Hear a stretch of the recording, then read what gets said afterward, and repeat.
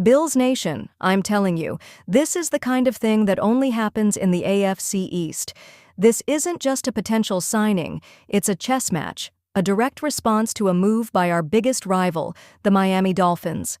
This is a chance for the Buffalo Bills to not only improve, but also to excel.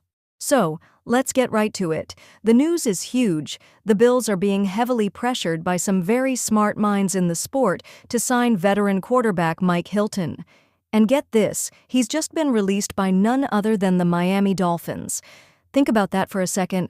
The Dolphins make a move and we have the opportunity to step in, sign a valuable player, and make them regret the decision almost instantly. Now before you think, wait a minute, we just drafted a quarterback in the first round and already have several players. Let me explain why this is a genius move and not just a knee-jerk reaction. At first glance, I get it. We spent a first-round pick on Maxwell Harrison.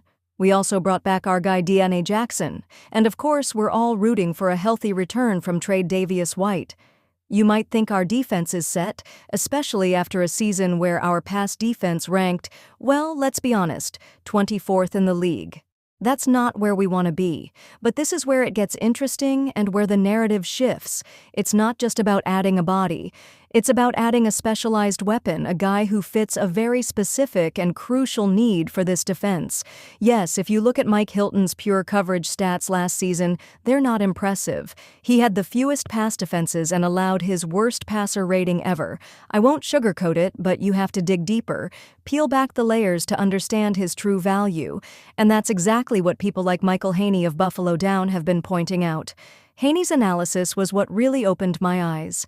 He says that while Hilton isn't the same dominant pass defender he once was, he still has a huge contribution to make.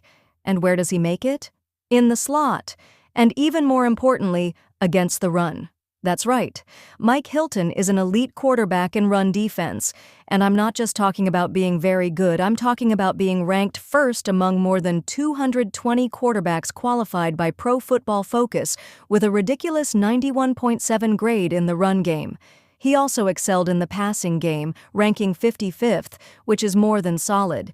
His overall grade was 75.8, good for 24th best in the league. Think about our defense. We're a top 12 run defense, but we've always been a bit susceptible to teams trying to run against us. Adding a guy who can not only cover in the slot but also block, get into the backfield, and be a force against the run, that's a game-changer.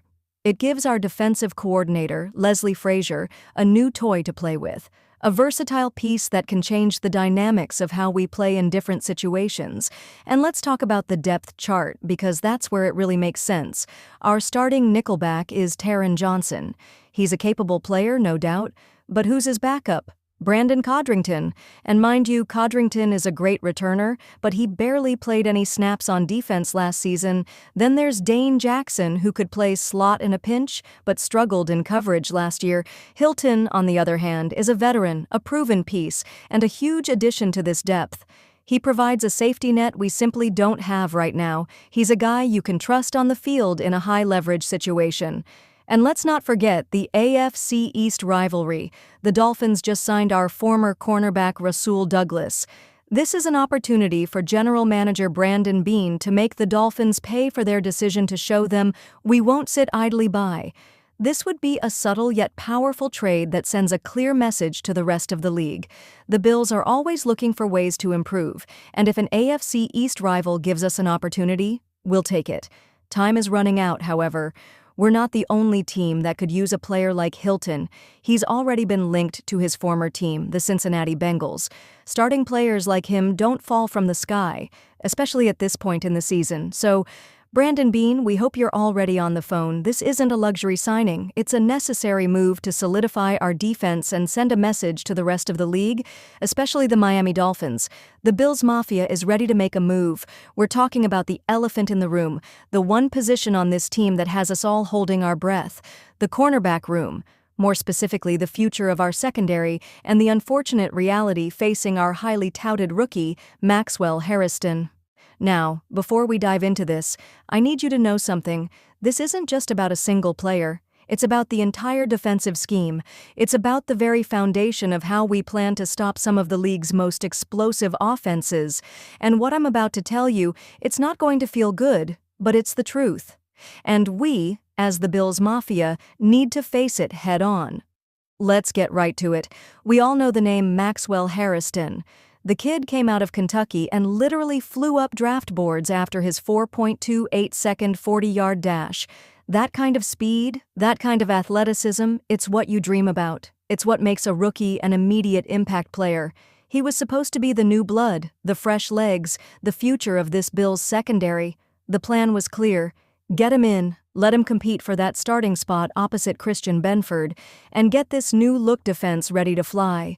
But life and the NFL has a cruel way of changing plans. As you know, Hairston went down with a knee injury during training camp. At first, it was a collective intake of breath. The silence at that practice, I'm telling you, you could feel it from the stands. We were all fearing the worst, an ACL tear, a season lost before it even began. Thankfully, that wasn't the case. He avoided the catastrophic season-ending injury, but that doesn't mean it's been a smooth road. In fact, it's been the opposite. He hasn't been able to play a single snap in the preseason. We haven't seen him in live game action. He's been sidelined watching from the sidelines as other guys try to step up. And that's where this story gets even more painful. The Athletic's Nick Baumgardner, one of the most respected analysts in the game, just released his preseason winners and losers. And guess where he put our guy, Maxwell Hairston? He didn't put him in the winners column, which is understandable, but he didn't put him in the losers column either. He created a special category just for him. We'll see. Think about that. We'll see. It's the most damning yet also the most hopeful label a rookie can get. It's a label of uncertainty, of unfulfilled potential, of a question mark hanging over his head. Baumgardner wrote, Hairston has been off the field since spraining his knee during a practice in late July. And while that's a simple factual statement, the implications are massive. For a rookie, preseason isn't just practice. It's everything. It's where you prove you belong. It's where you build chemistry with your teammates. It's where you get your timing down. It's where you make mistakes, learn from them, and grow. Herron has been robbed of all of that. He's a phenomenal athlete, a speed demon, but he's entering the regular season with 0 game reps.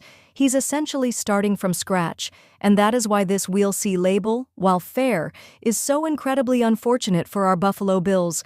This isn't just about a rookie not living up to preseason hype.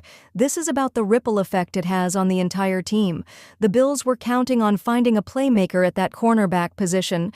They were hoping Hairston would step up and provide a stable, explosive presence opposite Christian Benford. Now, with him out, and his timeline for return still unknown, the team is scrambling. They're trying to figure out who the heck is going to step up and play at a high level. And let's not forget the other major blow we just absorbed. The Trey Davis-White situation, our veteran cornerstone, who returned to the team to provide stability and a steady hand, suffered a lower leg injury near the end of the preseason. We don't have a clear timeline on him either. So now the Bills are facing a real-life nightmare scenario. Our 2 top guys for that starting CB spot opposite Benford are both injured, and their return is a giant question mark. This means we might be relying on a CB4 to start Week 1 against the Baltimore Ravens. The Baltimore Ravens, a team with a dynamic quarterback and a deep receiving core. The pressure on Benford and whoever lines up on the other side is going to be immense. This is no longer just a rookie injury. It's a full-blown crisis in the secondary. Who do you think steps up to fill this massive hole? Let me know your thoughts in the comments below, and don't forget to like and subscribe for all the latest exclusive Bills news. Let's talk about it.